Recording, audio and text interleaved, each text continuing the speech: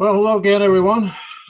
Welcome back to the improvised Bronx studio here, Boogie Down Bronx, good old US of A. Thanks for coming back to see me. Uh, apparently, a lot of you are very interested in this series, from what I could see. I'm glad. I'm getting some good feedback, and I'm glad you're here for part five. Before going on to part five, I'm going to recap the first four parts as briefly as I can. But it's important that you know what's gone before, since you haven't had the opportunity yet to see parts 1 through 4. I'm going to take you through it very quickly. But let me just say what this series really is all about. It's about what does the word faith mean in Hebrews chapter 11. Everyone thinks they know. Sola fideus are certain it's talking about our trust. So are free grace fools. So are Calvitards, Lutherans, all manner of Reformed churches. Most of the Protestant world believes that Hebrews chapter 11 is a tribute to the heroes of groupthink. Actually, it's a tribute to the heroes of faithfulness. And it was inspired by a work of his Hebrew wisdom literature called Sirach. I discussed that. I believe that was in part 3. We discussed that. But tonight, I want to get into the verses from Hebrews 11:11 through verse 20. That's my goal. I never know where I'm going to end up with this, but that's my goal. But first, let me recap what's going on before. So, part 1, we tried to put Hebrews chapter 11 in context because, like I've said so often, a text without a context is a pretext for a proof text. And I didn't make that saying up, but it's very true.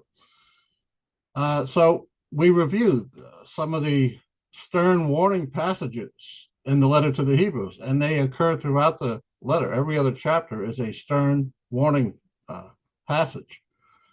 And then we did a close examination of Hebrews 10:26 to 39. That's these 14 verses that come directly before Hebrews chapter 11. And then we also examined Hebrews 12:1 through 13, the 13 verses that come directly after Hebrews chapter 11. And we saw by looking in both of those lengthy passages that this is an exhortation for perseverance. It's not a theology discussion. It's not a theory of salvation discussion. It's a discussion about staying true to King Jesus despite the persecution. In fact, the whole letter is. So part 2, we went into some vexing translating issues, a deep dive into some of these issues. We observed translating the ancient Koine into English, it requires that many choices about semantics, that's the word order, grammar. It came with no, the original documents come with no punctuation. There's no comma, there's no period. So even deciding where a sentence begins and ends is a translation choice. And also individual words, from the smallest preposition to any size noun or verb. A lot of these require translating choices. Not all of these choices have been inspired. In fact, many have been highly debatable. And if you've watched more than one video of my channel, you know what I'm talking about. And some of these choices have been extremely dubious. And I pointed that out in part 4 and other places too. All right, part 3, I continued with some of the issues from parts 1 and 2. And there was an emphasis on the significance of the author's repeated use of the dative case for the G4102 noun. That's the noun that gets translated faith, pistis, okay? In Hebrews chapter 11, the author used the dative case for this pistis noun 18 times. In the entire New Testament, that case for the pistis noun is used 58 times. So this author, in one chapter, uses the pistis noun and the dative case fully 1/3 of the times that word appears that way in the whole New Testament. So obviously he had a reason. And the reason is there are certain prepositions that go with the dative case. By prepositions, I'm talking about these little English words, which they don't use as many in Koine because they're attached to the nouns, they're attached to the preposition. We know they're attached, yes, to the articles. So we examined why the dative case would be used so often. And the conclusion is the author wanted you to know that it's not just the people who are being spoken of, not just the heroes of faithfulness, but it's faithfulness itself that he was trying to turn into a virtue. He was trying to personify, a la wisdom was personified in Proverbs chapter 8. So it's an interesting technique. So also what we observe what the inspiration for Hebrews chapter 11 was, which is this intertestamental book, this apocryphal book called Sirach, and the final chapters of Sirach. This book is also known as Ecclesiasticus. Eastern Orthodox churches consider this book canonical. The Roman Catholic Church considers it canonical. Protestants do not, because it talks about works. And that's why we put that over to the side. The Sola Fideis had no use for a book that champions works like Sirach did. In fact, Sola Fideis, like Martin Luther, the king of the Sola Fideis, the fellow who started the Reformation in the first place in the 1500s, he didn't want the book of Hebrews in the New Testament at all. In fact, he put it at the very end of his New Testament, where he translated Erasmus's Greek New Testament into German in 1522. He took the book of Hebrews, that was listed last. In our New Testament, we have Revelation last because of the content. Well, Martin Luther put Hebrews last, also because of the content, because it called him a liar. That's another video. So yeah, also we looked at the enchanted worldview of first century readers and the anti-supernatural biases of the modern reader. And we compared and contrasted these two. So unlike most moderns, the original readers of the book of Hebrews, these people knew the gospel was true. They weren't trusting that it was true. They knew it was true. Trusting becomes a big deal 1,500 years later when you're not seeing anything of a miraculous nature in your church. Part 4, the unknown author's unique coin writing skills. We consider them, and his overall purpose for writing this letter. And so, equipped with the knowledge of parts 1 through and 3, Hebrews 11, verses 1 through 10 were finally examined and exegeted. And as it turned out, the archaic King James Version translation was found to be faulty and misleading. And some better and more understandable translation choices were offered by yours truly, which I'm going to do in part 5 for verses 11 through 20 in Hebrews chapter 11. So I got about a dozen slides to show you. I'm going to keep it digestible, 10 verses at a time, because we have, other issues to talk about along the way. But we're going to do the next 10 verses here. And who knows, maybe 2 or 3 more parts will finally be done. We'll see. No promises. Stand by. We will get to my 10 or 12 slides in a minute, but I was just remembering, a lot of you have already tuned me out because you have heard that Ephesians 2, verses 8 and 9 have basically sealed the deal for you. For by grace are you saved through faith, and this not of yourselves. It is the gift of God, not of works, lest any man should boast. For by grace you are saved, and not of works. So now you're hearing somebody named Charlie Michaels talk about the works of faithfulness. So he's got to be wrong. I mean, Ephesians 2, 8, and 9 says we're saved by faith, not by works. Okay. Now, I've done a couple of videos on that snippet from the second chapter of Ephesians, and you can find them on my playlist if you want to look and see the whole video. But let me just deal with this issue very quickly, because I don't think I've mentioned it in the previous 4 parts. But I know this is a stumbling block for a lot of you, because all your lives in church, you've heard Ephesians 2, 8, and 9. For by grace you are saved through faith, and not of works, lest any man should boast. All right, so as quickly as I can do this, let me summarize one of my own videos. Okay. In the first place, the verb that gets translated saved, it could have been translated several other ways, like rescued, like delivered, like made whole. In the second place, Ephesians chapter 2 is not a discussion about the afterlife. In fact, nowhere in the letter to the Ephesians is the afterlife discussed.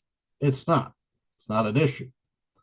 Ephesians chapter 2 is a discussion about the deliverance of the Ephesians from estrangement from God in this life, and the consequences that attend estrangement from God in this life. And some of you who have come to Christ late in life know what I'm talking about. So it was a real issue. The fact that they had been dead in sin and trespasses, meaning totally separated, totally oblivious from the God of this world. But it's not talking about heaven and hell. We Christians, when we see the word saved, we have a tendency to eisegete from hell every time we see saved. Not the intention in Hebrews chapter 2. It's talking about saved from being estranged from God, being oblivious to God. In the second place, the word that gets translated faith, that is not a verb talking about mental action. That's a noun, and it's talking about fidelity. And it's not talking about the Ephesians' fidelity. It's talking about the fidelity of the Son of God to God the Father. They were reunited with God by the faith of the Son of God, not of works. And works, to an ex-Pharisee like Paul, is talking about ritual sacrifices for sin at the temple. So not those sort of works. No, they were rescued from being estranged from God by the faithfulness of the Son of God to God the Father. So they had no reason to brag about it. It wasn't anything they did. Jesus, the Son of God, makes it possible for them to be reunited in this life, in this world, with God. That's what they were saved from. They weren't saved from hell. If they were saved from hell, there would be no need for all the warning passages that occur later in the letter to the Ephesians, chapter 4, verse 17 and on. Bunch of warning passages, which you wouldn't have to give it to anyone who's already been saved from hell. Okay, but again, that's another long video. So those of you who are saying Hebrews chapter 11 must be talking about the same sort of faith, the same sort of mental activity, well, you don't understand what faith means in Ephesians chapter 2, verse 8. You don't understand it. And if you're not willing to consider that faith in Ephesians 2:8 might actually be talking about fidelity, and not of the Ephesians, but of Jesus, his fidelity to the Father. If you're not willing to even consider that possibility, that that noun is talking about that, there's no need for you to watch the rest of this. Because this same noun, faith, that is the subject of our investigation in Hebrews chapter 11. What is the correct denotation? What is the correct meaning of faith in Hebrews chapter 11? That word in English is ambiguous. And that's why I want to turn to the definition of the English word faith. I want to show you what it is right now and how it relates to this study. Stand by. One of the reasons I'm going into this now is because on one of the videos, one of the previous parts, some sock puppet named, who calls himself Colonel Clank over at the Jack Smack channel, I tagged him because I've tagged a number of people who patronize channels where I'm censored. So I'll just bring them to my channel. Colonel Clank was one of them, and he commented in the comment section underneath one of my videos. He says to me, "You redefined faith. Webster's dictionary defines faith to mean convinced of something." Well, Colonel Clank quickly deleted his comment after I posted this, which is the Webster's dictionary definition of the noun, the English noun faith. And as you can see here, the primary definition of the English noun faith, which is what we see repeated again and again in Hebrews chapter 11. The definition is allegiance to duty or a person. This is the first denotation of the English noun faith. Loyalty, lost faith in the company's president. Fidelity to one's promises. Sincerity of intentions. Acted in good faith. Okay, now there is another denotation of this noun faith, and that's why it's ambiguous. This is why we get confused, because it can also mean a belief. It can mean a trust, usually in God. It can be a belief in traditional doctrines of a religion. Protestantism, that's a faith, okay? So it all depends on the context. But a primary definition of the English noun faith is allegiance. Problem is here, put this down for a moment. Problem is, we've all been trained since our first weeks at Sunday school to think that whenever you see the word faith in the New Testament, it's talking about your ability to trust that what you're reading is actually true. Like, you really need faith to believe that Jesus fed 5,000 people with a few loaves and fishes. This is what faith is all about in the New Testament, believing stories like that, as incredible as they sound. Well, no, actually, faith in the New Testament was about staying true to King Jesus and possibly being murdered like he was, like the apostles were. Faith was about sincerity, allegiance, duty, about staying true despite the persecution. And this is the denotation of faith in Hebrews chapter 11. The context shows that. The use of the dative case and the prepositions that are mandated by the use of the dative case show that. The purpose of the letter indicates this is an exhortation to faithfulness, not an exhortation for everybody to continue suspending disbelief. No, this letter here is a rally cry. This disciple of Paul, apparently, was telling his fellow Jewish Christians, do not apostatize back into the temple cult. Stay faithful because it brings a great reward. And in Hebrews chapter 11, just like the author of Sirach pointed to the heroes of faithfulness from the Old Testament, the author of Hebrews does the same thing in Hebrews chapter 11. He's pointing to the heroes of faithfulness to encourage his readers to stay true, not to stay gullible, not to stay credulous, not to continue trusting. No, these people were knowers, as we showed earlier. Chapter 2, verse 4. They had seen signs and wonders. They were moving in the gifts, chapter 6. These people didn't need to trust the gospel was true. They knew it was true. What they needed was the courage to maintain fidelity to King Jesus despite the persecution, which was getting worse and worse. This letter is written right around the time they're going to start using Christians as street lamps in Rome and start feeding them to the lions. Okay, so it is a very dangerous thing to be a Christian near Jerusalem right about the time the war against Rome is about to begin.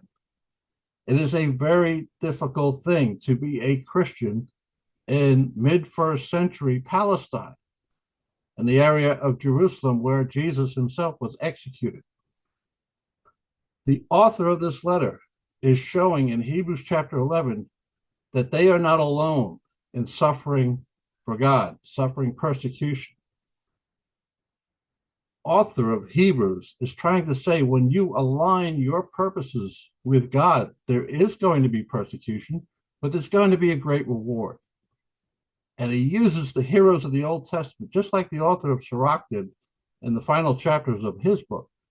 The author of Hebrews uses the heroes of faithfulness familiar to Jewish Christians who knew their scriptures.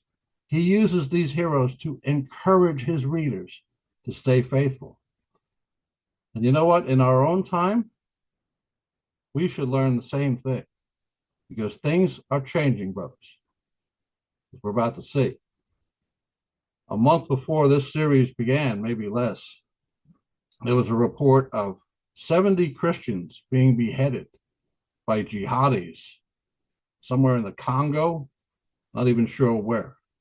But it has never been safe to be a committed Christian. And it's going to get less safe. And I guess, maybe this is why, really, my purpose for trying to debunk the sola fide interpretation of Hebrews chapter 11, people are walking around thinking, you know what, as long as I continue to think those right, warm, and fuzzy thoughts about Jesus, I'm going to heaven. It doesn't matter what I do. I can even take the mark of the beast, according to Charles Jennings, as long as you believe, right? Wrong. In Hebrews chapter 11, it's not talking about belief in an old story. It's talking about staying true to King Jesus, despite the hardship, despite the danger. Okay, so let me get to these next 10 slides where I'm going to go through 10 verses, and then we'll leave it there. All right, stand by.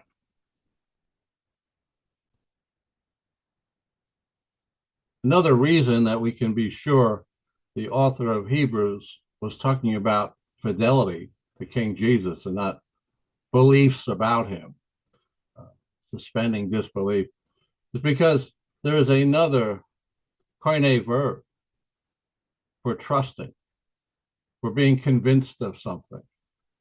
And I've talked about this in other videos, but it is peitho, Strong's 3982. This is a verb. Now, in Hebrews chapter 11, we're looking at it now. But the author of Hebrews chapter 11 doesn't use this particular verb.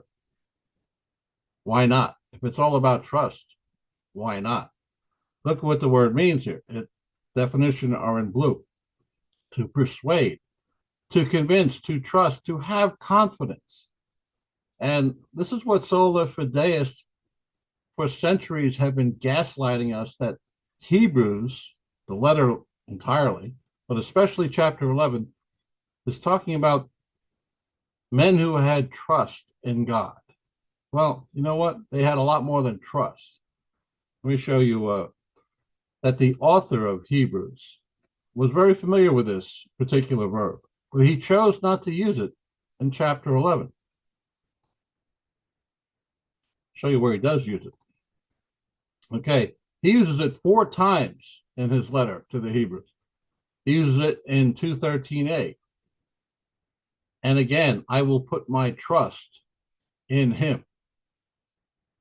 I will put my trust in him. This is the verb for trust. There are certain times that pisteuo can mean believe, but you have to see the content. And here we have content here. I will put my trust in him. 6:9, Hebrews 6:9. But beloved, we are persuaded. That's the way the King James Version nuanced that verb. We are persuaded. How about we believe? Well, they didn't want to use believe there because they had another verb that they wanted to use for believe, pisteuo, G4100, which is derived from the noun pistis. But here they kind of nuanced it. We are persuaded, not we believe, but we are persuaded better things of you and things that accompany salvation, though we thus speak. However, notice this verb is talking about mental activity. Right? This is the verb. If you're discussing something to do with the mind, conclusions, this is the verb you use. You don't use an amorphous, ambiguous noun like faith, like pistis. Not unless you are going to spell out exactly what the content of that belief is. And that we don't see in Hebrews chapter 11. We don't see the content of the belief. So it's not talking about belief. Again, this is the verb you would use, though, if you were talking about believing. Look in chapter 13, verses 17 and 18. Obey. You know what? They could have translated this obey. They could have easily have translated it trust or believe, for that matter. Trust them that have the rule over you and submit yourselves, for they watch for your souls. How about listen to them that have the rule over you and submit yourselves, for they watch for your souls? Either way, it works. Listen, obey, believe, as they that must give account, that they may do it with joy and not with grief, for that is unprofitable for you. And here again, finally in verse 18, pray for us, for we trust we have a good conscience in all things, willing to live honestly. We trust or we believe. Again, so if you're talking about belief, matters of granting mental assent to something, you're using this verb, patho. You're not using the pistis word group unless you spell out specifically what the content is, so that nobody confuses that verb like pisteuo, G4100, or the noun 4102, which again can represent a belief system, a belief about something. But you have to spell out what it is. Otherwise, it's talking about fidelity. So it's moving it along here. Back to the actual text, and we got up to Hebrews 11 and verse 11.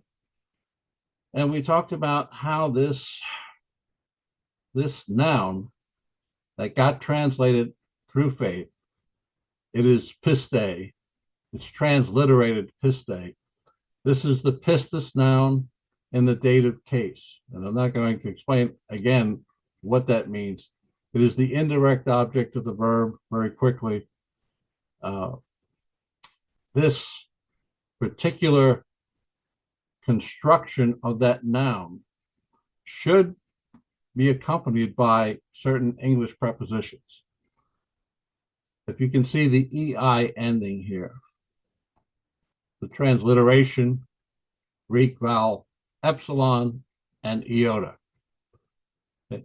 This tells us, this case ending, it tells us the function of the noun in the sentence. It's the indirect object. Okay.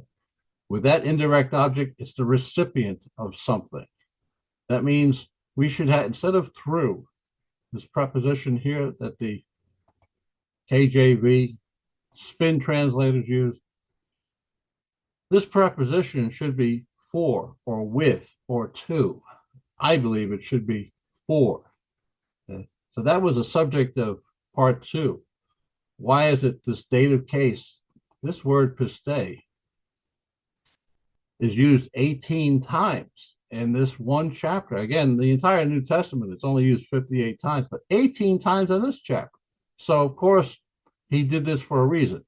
We know the author of Hebrews, very skilled at Koine, he chose this particular construction of the noun pistis for a certain reason, for faith.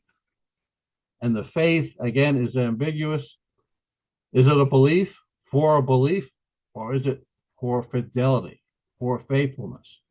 Again, the context argues powerfully. It is for faithfulness. And as we saw just now, there is another verb.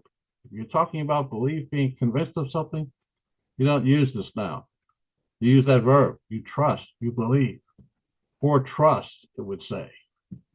Or because Sarah was persuaded, we would say. It doesn't say that. It says through faith. I'll show you an alternate translation in a moment. Sarah, she is the wife of Abraham, herself received strength to conceive seed and was delivered of a child when she was past age. Because, and I put because here in red because this is a bad translation. This article here, epe, it's a combination of two articles, actually. It should have been translated afterward. I'll show you in a moment. They translated because she judged him faithful. Actually, she did not judge him faithful, the one who gave her the message that she would be pregnant because she was about 90 years old. In fact, she laughed when she heard the news. So she didn't judge him faithful until after. That's why I have this word because in verse 11. I have that in red. It should have been translated afterward. But again, these were sola fideists who translated the King James Version, and they wanted to make you think that Sarah is being rewarded for her trust. Again, you look at the Genesis text in chapter 18, you see Sarah laughs after she's told she's going to have a boy child. And so she was anything but confident in what was going on. However, she was faithful to Abraham, and she was faithful to God to go wherever Abraham went. Okay, therefore sprang there even of one, and him as good as dead. That's talking about Abraham. He was very old. So many as the stars of the sky in multitude, and as the sand which is by the sea shore innumerable. He's talking about their offspring, which continue to this day, of course. Let me show you how these two verses should have been rendered. For faithfulness to God and her husband to be rewarded. Again, faithfulness is the indirect object. In the dative case, right, it's receiving, it's being acted upon indirectly by the verb. For faithfulness, also Sarah herself received strength to conceive seed and was delivered of a child when she was past age. Afterward, she judged him faithful who had promised. Yeah, after she had the child. Because they're a little, again, they were a little reluctant to admit that there, the King James translators. Thus, they changed afterward to because she judged him faithful, as if she had been trusting the whole thing all along. But again, you look at the Genesis 18 text, you'll see she was not all that confident. All right, moving to verse 13, King James Version. These all died, not having received the promises. I'm going to read the black text here, and then afterwards I'll go into my bracket information. But let's just, so you get a feel for this verse here, I'll just read the straight out King James Version mistranslation. These all died in faith, not having received the promises, but having seen them afar off, and were persuaded of them, and embraced them, and confessed that they were strangers and pilgrims on the earth. Let's see how I translated this.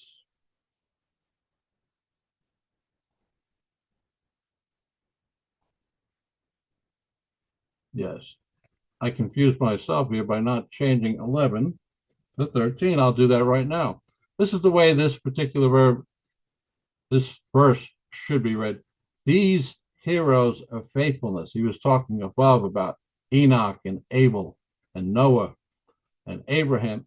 These heroes of faithfulness all died according to faithfulness, not having received the promises, but having seen them afar off, and greeted and embraced them, God's promises, and in so doing confessed that they were strangers and pilgrims on the earth. That's the way it should be translated.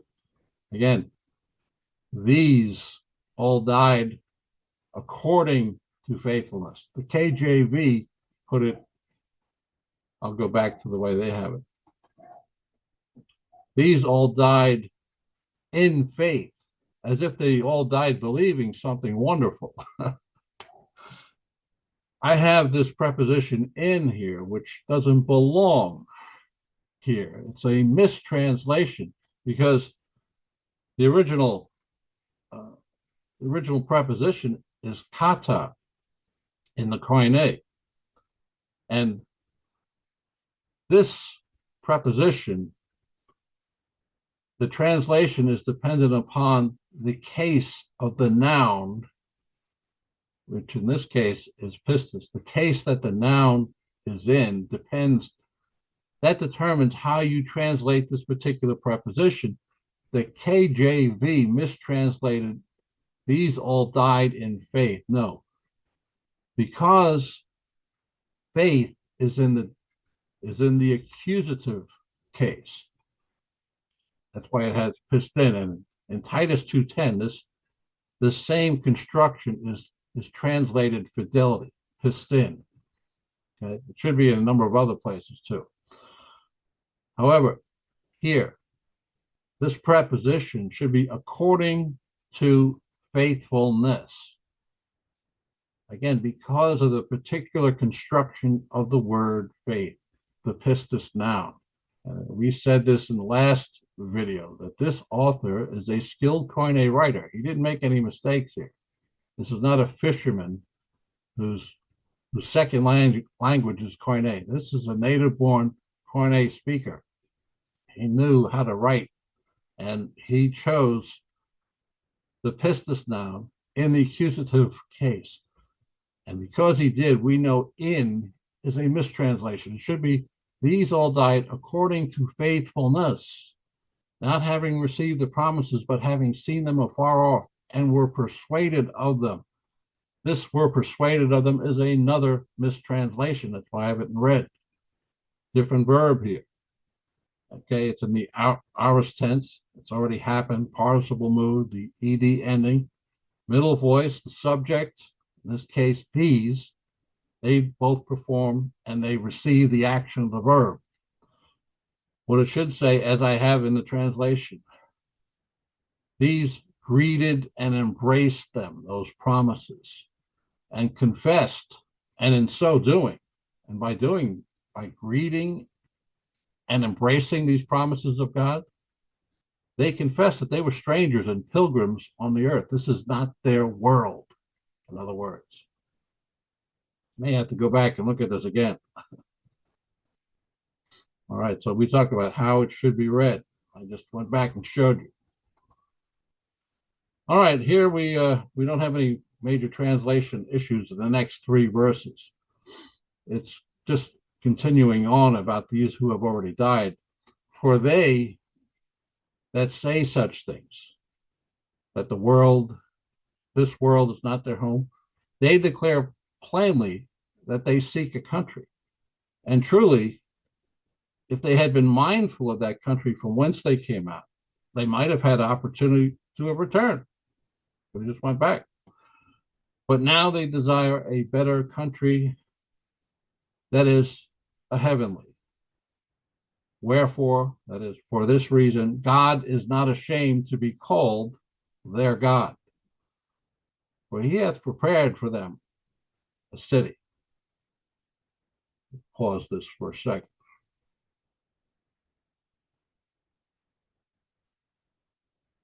If I can. Can you see why so many people are confused about this chapter? We see this English word faith constructed in the same way each time. However, in Hebrews chapter 11, it's constructed in 4 different ways, and it should have different prepositions in front of it. In Hebrews chapter 11, they're only using by and through or in. And all of those prepositions in front of faith are extremely dubious, because this noun is usually constructed in the dative case. It needs the preposition for, with, or to. All of those suggest works. And so the sola fideists who translated Hebrews chapter 11, and I might add, they've been honoring the original translation for the last 400 years, 500 years. And we know what would happen if they didn't. You wouldn't buy their translation. There's enough outrage about the New King James Version. But if you substantially change the translation in light of this knowledge, people would not buy it. So, however, you can see why it's confusing. And again, you've always been trained to think that word faith is talking about groupthink, soteriology, ideas. It's not talking about fidelity, because fidelity requires works. You know what? You cannot read this chapter honestly and think that it's talking about soteriology. It is clearly talking about people who had aligned the purposes of their life with God's purposes and struggled because of that, just like the readers of the original letter to the Hebrews were struggling. They were struggling to align their lives with God's purposes. And this is why he brings up these heroes from the past. So I got 3 more slides to show you, and then we'll leave that for the rest for part 6, 7, 8, who knows. Stand by. Moving on through verses 17 through 19, and it starts again, by faith, that single word pistei, which should have been rendered for faithfulness. Again, because of the construction in the dative case, the indirect object should have been for, with faithfulness. Abraham, when he was tried, that is, when he was tested, he offered up Isaac, his son. And he that had received the promises of innumerable offspring, that is Abraham, offered up his only begotten son, of whom it was said, that in Isaac shall thy seed be called, accounting that God was able to raise him up even from the dead, from whence also he received him in a figure, by faith. Now, if you're telling me this is by some belief that Abraham had, give me the content of the belief. The story of Abraham shows that he doubted God. In Genesis chapter 12, he tries to pass his wife off as his sister because he thought Pharaoh would kill him to take his wife. So he clearly didn't believe in the promises of his offspring. However, he was faithful to obey God. Again, Genesis chapter 16, they have the child Ishmael through the Egyptian maid Hagar. So clearly he did not trust that God was going to give him innumerable offspring through Sarah. So he took Sarah's maid. So again, how do you translate by faith, Abraham? How do you translate that by trust? Clearly, Abraham was not someone who trusted, but he was someone who obeyed. You read the Genesis account of the life of Abraham, you cannot find any place where he disobeys God. But you can find several places where he doesn't trust him. So this translation by faith, again, it's very misleading. It should be for faithfulness. Let's move down to the second to the last slide here. I can get it. It's way down there. Okay, Hebrews 11:20. By faith. Again, the same word, fide. For with faithfulness. Isaac blessed his twin sons Jacob and Esau concerning things to come. Now, how did he do this? By his confidence in what? No, by his faithfulness. That's how he blessed his sons for things that were going to come. All right, let me see if I can move this a little bit over to my left. I can get that last slide way down there. I don't know, where are you? Still can't seem to grab it.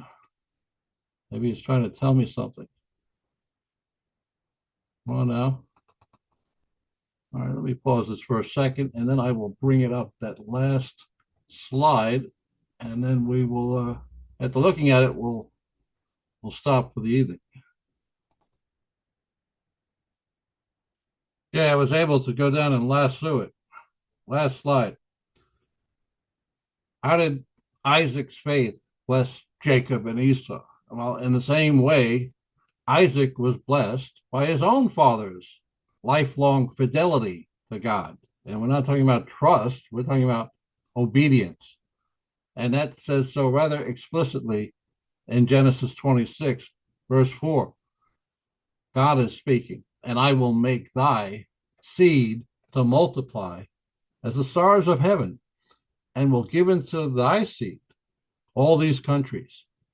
And in thy seed shall all the nations of the earth be blessed, because that Abraham obeyed my voice, kept my charge, my commandments, my statutes, and my laws. Obeyed my voice and kept my charge. Abraham was obedient. Didn't always trust, but he always obeyed. He was faithful. The author of Hebrews has no way to know what was in the head of the heroes of faith that he mentions in the first 20 verses, but he knows what they did. He knows what they did. They comported themselves faithfully, just the way he would like his readers to do so. And that's the way we will need to do so. And soon, I fear. Okay, this is already getting kind of long. I hope you like part 5. I don't know when I'll be back with part 6. Do have some other things going on. Hopefully within a couple, 3 days. We shall see. Have a good night, everyone. God bless.